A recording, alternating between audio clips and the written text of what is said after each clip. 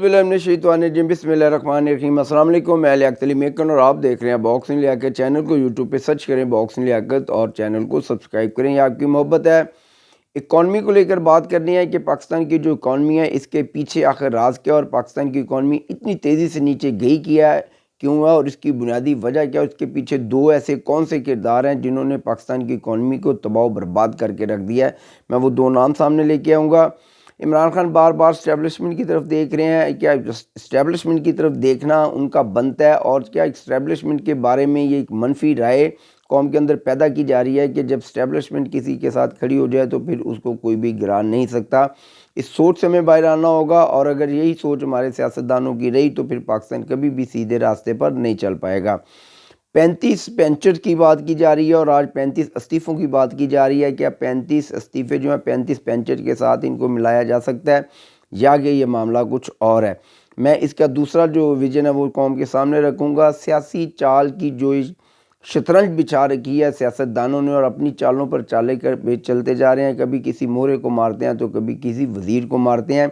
दर हकीकत क्या कि वो पाकिस्तानी कौम को मार रहे हैं, पाकिस्तान के उस दरमियाने तबके के लोगों को मार रहे हैं। दरमियाने तबके के जो नीचे लोग हैं क्या उनका कत्लेआम किया जा रहा है। उन लोगों को जो सुबह नाश्ता करके घर से निकलते हैं और शाम के उनको लाले होते हैं कि अगर आज हमारी दिहाड़ी ना लगी तो शायद शाम का बच्चों का खाना ना हो सके।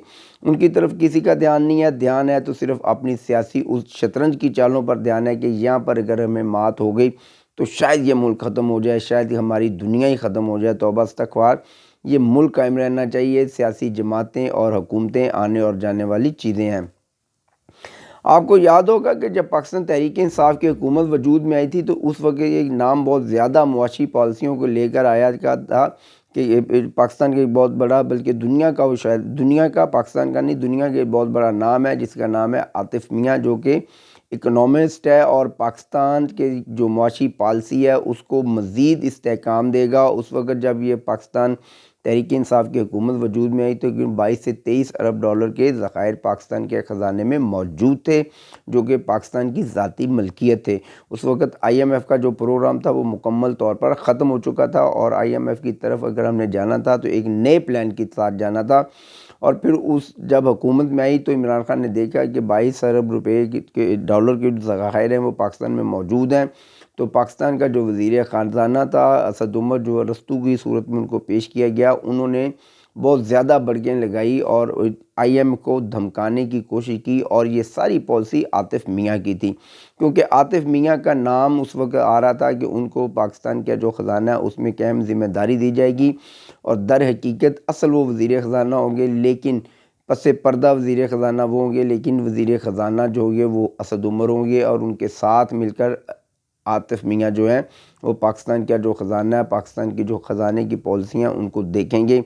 मगर जब आतिफ मियाँ के ख़िलाफ़ बहुत बड़ी कैंपेन पाकिस्तान के अंदर शुरू होगी, क्योंकि आतिफ मियाँ एक MZ ग्रुप से ताल्लुक़ रखते थे और पाकिस्तान एक मुसलमान मुल्क था, तो पाकिस्तान के जो लोग थे और बिलख़ुसूस में पाकिस्तान तहरीक इंसाफ के लोग थे, उन्होंने बहुत ज़्यादा मुखालफत की आतिफ मियाँ की। और फिर आतिफ मियाँ ने अपनी उन पॉलिसियों का तसलसल जो था वो बरकरार रखा पाकिस्तान के अंदर, और दर हकीकत पाकिस्तान की जो ख़जाने की पॉलिसी थी 8 से 9 माह तक आतिफ मियाँ उसको चलाते रहे, और वो 22 अरब रुपए के जो ज़खायर थे वो तकरीबन 7 से 8 अरब रुपए के ज़खायर पर जब आ गए, और फिर शायद इमरान खान और पाकिस्तान की हुकूमत को समझ आई ये हम क्या कर बैठे, आतिफ मियाँ ने तो हमें बर्बाद करके ही रख दिया। आतिफ मियाँ वो नासूर था पाकिस्तान के लिए जिसने पाकिस्तान की रीढ़ की हड्डी, जो मुआशी पॉलिसी होती है, जो मुआशियात होती है, किसी भी मुल्क की रीढ़ की हड्डी होती है, उसको तोड़ कर रख दिया। अब दोबारा से उसको जोड़ना चाहा, लेकिन जब वो उस डॉक्टर के पास गए जिसका नाम IMF था, तो जिसके बारे में आतिफ मियाँ और असद उमर बहुत बहुत बड़े बयान दे चुके थे, और खान साहब तो ये भी कह चुके थे कि मैं फांसी ले लूँगा लेकिन IMF की तरफ नहीं जाऊँगा। ये बयान दिलवाने में भी सबसे बड़ा किरदार आतिफ मियाँ का था। लेकिन आज आतिफ मियाँ का नाम खान साहब सिर्फ इसलिए नहीं ले रहे हैं कि अगर मैं उसका नाम लूँ तो किस मुँह से लूँ, क्योंकि उसकी पॉलिसी और उसकी बातों पे चल के तो मैंने मुल्क को तबाह बर्बाद कर दिया। लेकिन आज भी इमरान खान साहब कभी भी उनके अंदर एक ऐसा नरम लहजा या ऐसा गर्म गोशा जो है वो पाकिस्तानी लोगों और कौम के लिए नहीं है जिस पे वो बात करें, और पाकिस्तान के लोगों के लिए वो कुछ ये सोचें और अपने रवैये में थोड़ी सी तब्दीली लेके आएँ। کل وہ پاکستانی قوم سے پھر خطاب کر رہے تھے، انہوں نے کہا کہ تیار ہو جائیں، پاکستانی قوم مزید تباہی اور بربادی کی طرف جا رہی ہے، مزید مہنگائی کا سیلاب آئے گا۔ لیکن وہ یہ حقیقت بتانے سے قاصر ہیں کہ یہ مہنگائی کا جو سیلاب ہے اس کی بنیادی وجہ ہے کیا؟ اس کی بنیادی وجہ پاکستان تحریک انصاف ہے۔ آپ 2017 سے اور 2018 کا جب الیکشن شروع ہوتا ہے وہاں سے آپ دیکھیں کہ پاکستان کے زر مبادلہ کے ذخائر اور پاکستان کتنی تیزی سے ترقی کر رہا تھا، اس کے بعد یکدم پاکستان کتنی تیزی سے نیچے آیا۔ اب جو نئی حکومت ہے وہ اس کو سنبھالنے کی تو کوشش کر رہی ہے، لیکن ابھی تک مجھے لگ رہا ہے کہ وہ اس میں ناکام ہے، اور یہ ہے اصل وہ معاملات کہ جس کی وجہ سے پاکستان جو ہے وہ بہت زیادہ نیچے چلا گیا ہے۔ لیکن اس وقت جو سیاسی ہماری جماعتیں ہیں وہ اپنی کشمکش میں مبتلا ہیں، وہ صرف اپنی شکست کو دیکھ رہے ہیں، وہ پاکستان کی شکست کو دیکھ نہیں رہے۔ وہ خود تو شاید جیت جائیں لیکن پاکستان ہار جائے خدا نخواستہ۔ اگر ایسا ہو گیا تو پھر ہر بندہ ایک دوسرے بندے کو کاٹنے کو آئے گا، ہر بندہ ایک دوسرے بندے کا گریبان کو پکڑے گا، اور پھر آنے والے وقت میں ایک ایسے حالات پیدا ہو جائیں گے کہ شاید باپ اور بیٹا جو ہے وہ صرف اپنی ذات کے لیے سوچیں گے۔ بیٹا یہ نہیں کر پائے گا کہ میرا باپ جو ہے بیمار ہے تو میں اس کی مدد کروں یا کہ پہلے میں اپنے بیٹے کی مدد کروں۔ تو یہ ایسے معاملات، ایسے حالات اگر پاکستان کے اندر پیدا ہو گئے تو آپ سوچیں کہ پاکستان جو ایک ایٹمی ملک ہے، دنیا کا 7واں ایٹمی ملک، اور پاکستان اسلامی ریاست کا پہلا ایٹمی ملک ہے، اور اس طرح کی صورتحال یہاں پر ہو گئی، اور یورپ اور جو امریکہ کے لوگ ہیں وہ مسلمانوں کے بارے میں کیا رائے رکھتے ہیں، تو پھر پاکستان کے ساتھ کیا ہو سکتا ہے۔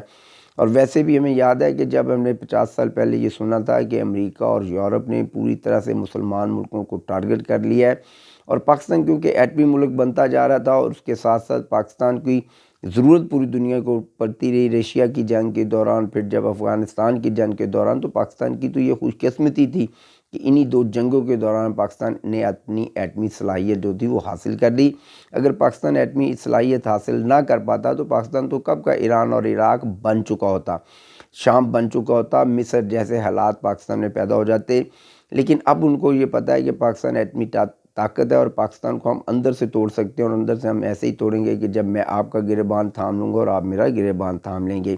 اگر یہی صورتحال رہی تو پاکستان انتہائی خطرناک لیول پر چلا جائے گا، اور پھر دنیا کا وہ چہرہ جو دنیا لوگوں کو مسلمانوں کا چہرہ دکھانا چاہتی ہے کہ مسلمان دہشت گرد ہے، خدا نخواستہ پاکستان کو اس لسٹ میں شامل نہ کر دیا جائے۔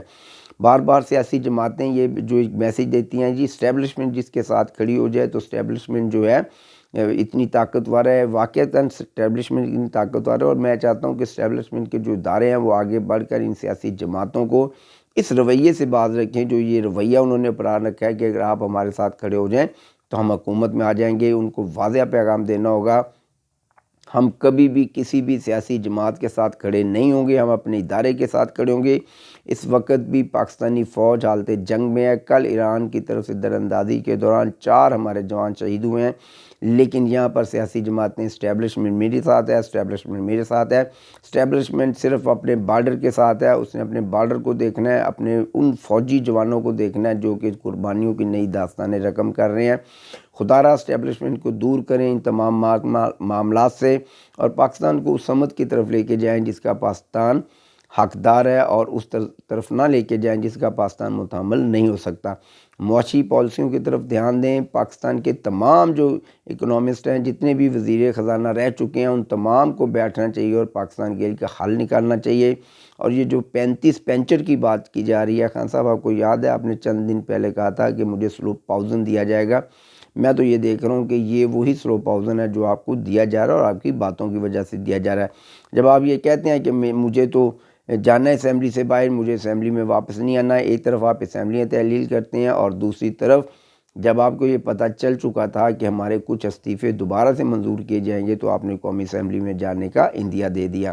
انتہائی شرمناک سیاست ہو رہی ہے اس ملک میں۔ میں خالی اب آپ کے بارے میں کیا کہوں، میں یہ دیکھ رہا ہوں کہ تمام سیاسی جماعتیں صرف اپنا اور صرف اپنا سوچ رہے ہیں، نہ کہ میرا اور آپ کا سوچ رہے ہیں۔